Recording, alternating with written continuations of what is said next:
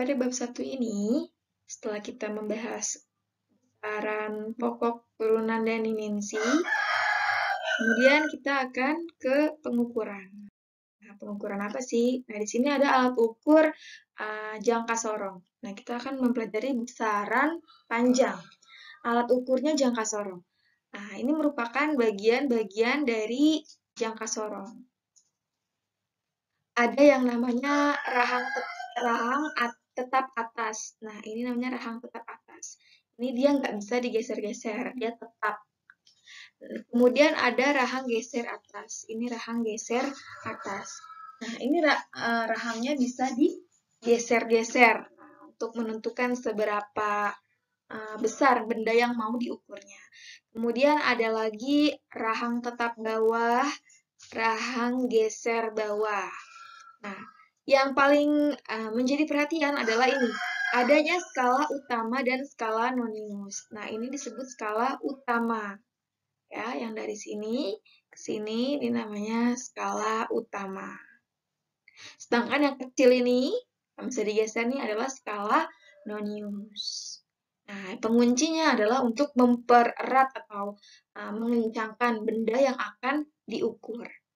Sedangkan gurat ukur kedalaman ini untuk mengukur kedalaman suatu benda gitu. Nah, kemudian bagaimana sih cara membaca hasil pengukurannya? Nah, tadi ada skala utama dan skala nonius. Jadi, si jangka sorong ini memiliki ketelitian sebesar 0,1 mm. Nah, kemudian skala utama ini dia satuannya cm. Skala nonius ini dia satuannya milimeter. Ketika kita akan membaca berapakah skala yang terlihat pada jangka sorong di gambar ini, kita bisa pakai cara yang sudah ada nih di bawah bisa, atau kita uraikan satu persatu, yaitu dengan SKU, yaitu skala utamanya. Berapa yang terlihat skala utamanya di sini? Oh, skala utamanya ini dilihat dari di mana skala noniusnya berhenti. Oh, ternyata dia berhentinya ada di sini. Nah, berarti dia ada 5, kita hitung. Sampai sini dia ada berapa garis lagi? Ternyata ada 8. 1, 2, 3, 4, 5, 6, 7, 8. Oh, jadi 5,8. Kita tulis 5,8 cm.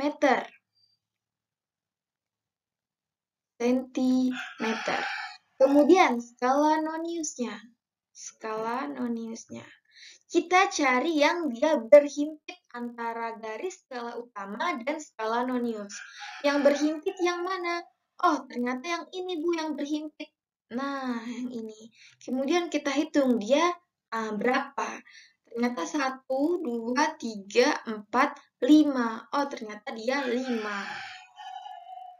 Nah, karena tadi skala utamanya merupakan satuannya cm, maka dia dikali atau dirubah ke dalam milimeter. Ya, nah, berarti kalau dirubah ke milimeter, berarti dia turun 1 atau bisa dikali dengan 10, menjadi 58 mm. Sedangkan karena yang skala nonius sudah milimeter, maka kita hanya kali dengan satuannya. Dengan ketelitiannya maksudnya, yaitu 0,1 mm. Atau kita tulis belakangan satu.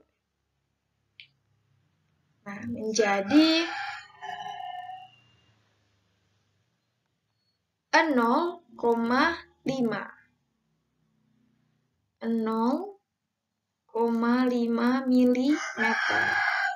Nah, kemudian kita jumlah ya, menjadi 58 ditambah 0,5.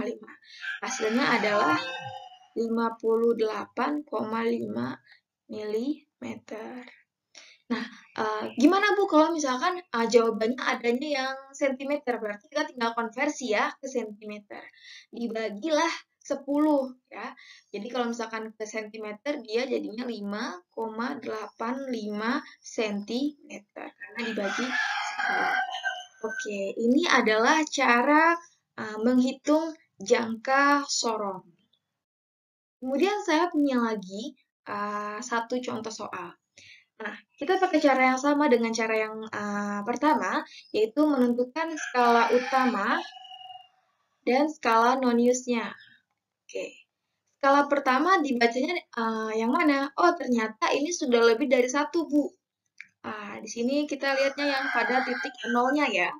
Nah, berarti sudah lebih dari 1, yaitu 1,1. Dia nggak sampai 1,2, jadi 1,1 terus di tengah-tengah. Oh, berarti dia 1,1 cm ya, jangan lupa satuannya cm. Kemudian skala non-use-nya. Skala non-use-nya dia ada di mana yang sejajar dengan skala utama. Oh, ternyata di 7, Bu. Nih, di 7. Oh, berarti dia 7. 7. Nah, kemudian kita ubah ini menjadi milimeter. Berarti 1,1 karena dia turun 1 dikali 10 menjadi 11 milimeter. Kemudian 7 dikali 0,1 menjadi 0,7 milimeter. Oke, 11 milimeter ditambah 0,7 milimeter. Hasilnya menjadi 11,7 milimeter. Kalau kita mau jadiin ke sentimeter, berarti 1,17 cm.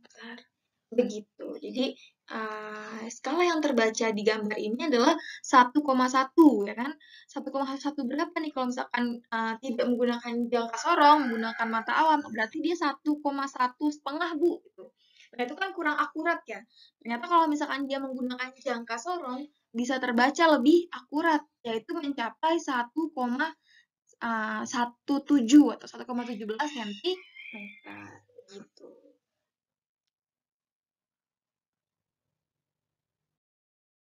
Oke, kemudian kita ke alat ukur selanjutnya yaitu micrometer screw. Nah, micrometer screw ini dia juga punya rahang tetap. Dia punya rahang tetap. Kemudian dia punya juga rahang putar yang bisa diputar. Nah, ini dia untuk menentukan seberapa mau diukur. Jadi di rahang putar di kencangannya. Kemudian di sini juga ada silinder skala utama. Nah, ini yang di sini ada skala utama. Sedangkan yang bisa diputar-putar ini dia skala non-use. Nah, ini skala utamanya, ini skala non-use-nya. Nah, ini untuk mengencangkan bendanya pakai pengunci, ada pengunci di sini. Lalu ada pemutar silinder dan silinder bergergi. Ini bingkainya. Yang membedakan jangka sorong dan micrometer screw. Nah, micrometer screw ini mengukur dengan ketelitian lebih teliti, yaitu dia mempunyai ketelitian 0,01 milimeter. Gitu. Oke, kita di sini ada contohnya cara membaca hasil pengukuran. Misalkan ada suatu benda di sini diukur, kemudian diukur ternyata didapatkan hasil seperti ini. Kita tulis dulu skala utamanya, SK dan SKN, skala non-use.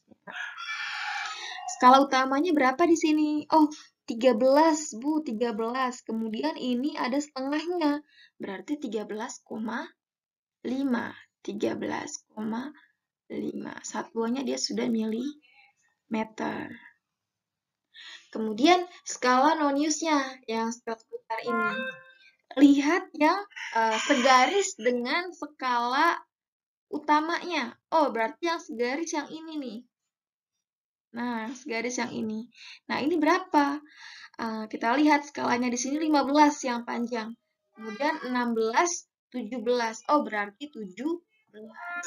17-nya karena dia di skala nonius, kita kali dengan ketelitian yang mikrometer skrup yaitu 0,01.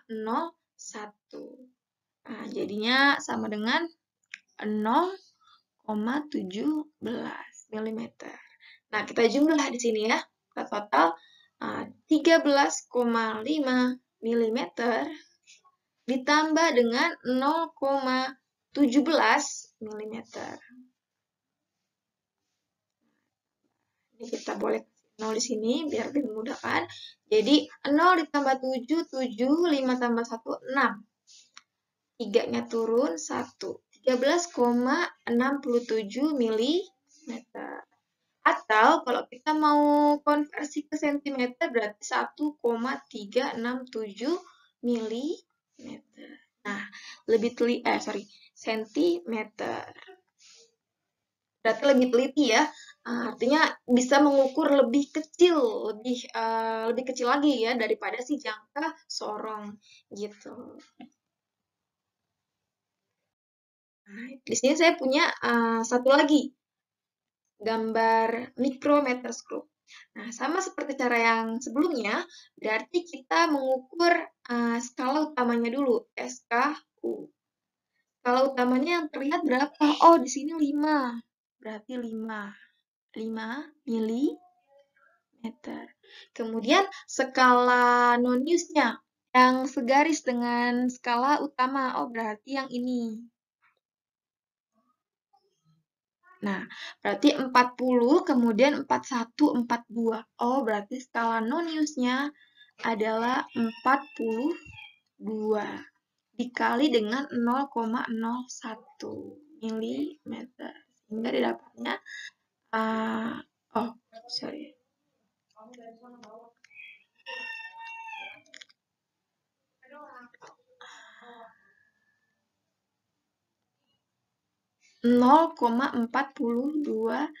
mm. Nah, ini biar sama, kita harus jajarkan ya. 5,00 ditambah 0,42 mm. Nah, berarti 245 mm. Oh, berarti yang didapatkan hasilnya adalah 5,42 mm atau setara dengan kalau kita rubah ke cm 0,542 cm. Begitu. Nah, selanjutnya ada inci. Inci ya, ini star penggaris ya. Biasa kita suka lihat penggaris yang suka kita pakai gitu. Jadi penggaris ini biasa kita pakainya yang atas ya, 1 cm, 2 cm, 3 cm. Kemudian yang bawahnya ada tuh senti. Ternyata dalam satuan SI jika dikonversi, 1 inci itu sama dengan 2,54 cm. Gitu ya.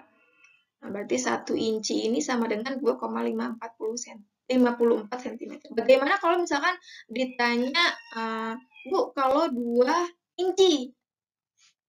Bagaimana kalau 2 inci? Berarti tinggal dikali aja ya, 2 dikali 2,54 cm. Berapa? 2,54 dikali 2. 5,08 cm. Oh, berarti 2 inci ini sama dengan 5,08 cm. Kemudian ada lagi pengukuran besaran waktu. Nah, ini saya yakin kalian sudah sering menggunakan besaran-besaran waktu ini, di mana alat ukurnya adalah tadi jam, stopwatch, kalender, alat pengukur pasir ya. Jadi kalau misalkan ada satu benda yang mau ditaruh di sini, nanti dia di sini ada titik 0, artinya ketika dia seimbang di titik 0 ini, berarti dia sudah setara dengan beban yang di sini, dengan menggeser-geser skala-skala yang ada di samping ini. Nah, di sini ada beban geser skala ratusan, skala puluhan, skala satuan. Nah, tinggal dihitung nanti. Nah, ini cara membaca dari hasil pengukuran ya. Jadi kalau kita bisa sebut ini posisi anting, boleh, atau skala juga boleh. Nah, menunjukkan ke skala berapa. Ternyata di gambar ini skala ratusannya, antingnya menunjuk ke angka 200. Oh, berarti dia posisi anting belakang ini 200 gram. Kemudian posisi anting tengah dia ke 20 yang puluhan, berarti dia 20. Kemudian lengan depannya atau skala satuannya dia menunjukkan ke angka 5,5 ya, 1 2 3 4 5. Nah, di sini 5,5. Sehingga ketika dijumlahkan menjadi 225,5 gram gitu. Nah, ini yang anting-anting ini atau skala-skala ini kita fleksibel aja gitu. Kadang soal adanya yang ratusan di belakang, ada yang ratusan di depan. Nah, itu tinggal kita sesuaikan. Kemudian di sini saya punya contoh lagi soal, nah yang ini dia antinya atau skala ratusannya ada di bagian depan, kemudian yang satunya di bagian belakang. Berarti kita sebut aja ini skala ratusan, ini skala puluhan, ini skala satuan. Kita baca yang di sini, oh ternyata 200. Kita tulis di sini 200 gram. Nah, ini satuannya gram ya. Kemudian skala puluhannya, oh dibaca lagi ternyata dia 20 gram. Kemudian yang ketiga, oh satu nih, hanya satu, berarti 1 gram. Tinggal di total. Hasil bacanya menjadi 221 gram. Oh, berarti bebannya itu adalah memiliki massa 221 gram. Gitu. Sekian dari saya, kurang lebihnya mohon maaf. Assalamualaikum warahmatullahi wabarakatuh.